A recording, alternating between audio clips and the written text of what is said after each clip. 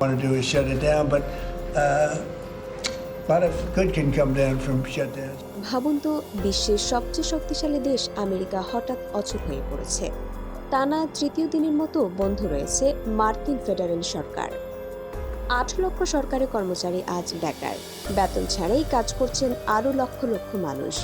স্বাস্থ্যসেবা থেকে শুরু করে গুরুত্বপূর্ণ পরিষেবাগুলো বন্ধের মুখে। কিন্তু কেন এই অচল ব্যবস্থা? সিনেটে ডেমোক্রেট আর রিপাবলিকানদের রাজনৈতিক দ্বন্দ্বে আটকে গেছে পুরো দেশ। এই সংকটের সমাধান তো দূরের কথা, এটি আরও গভীর হচ্ছে।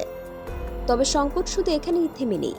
এরই মধ্যে ট্রাম্প প্রশাসন HIV ভিসার ওপর চাপিয়েছে $1 লক্ষ বিশাল ফি, যা বিশ্বের হাজার হাজার দক্ষ কর্মীর জন্য এক বিরাট ধাক্কা। আর সবচেয়ে উদ্বেগজনক খবর হলো, দেশের বড় বড় শহরগুলোতেই নামানো হচ্ছে ন্যাশনাল গার্ড। প্রেসিডেন্ট ট্রাম্প এই শহরগুলোকে তার সেনাবাহিনীর প্রশিক্ষণের ক্ষেত্র হিসেবে ব্যবহার করার মতো বিতর্কিত মন্তব্য করেছেন, যা নিয়ে তৈরি হয়েছে তীব্র আইনি ও রাজনৈতিক ঝড়। একদিকে সরকারি শাটডাউন, অন্যদিকে বিতর্কিত ভিসা নীতি আর নিজ দেশের শহরেই সেনা মোতায়েন। সব মিলিয়ে এক গভীর সংকটের মুখে মার্কিন যুক্তরাষ্ট্র। এই অচল ব্যবস্থার শেষ কোথায়, সেদিকেই এখন তাকিয়ে আছে পুরো বিশ্ব।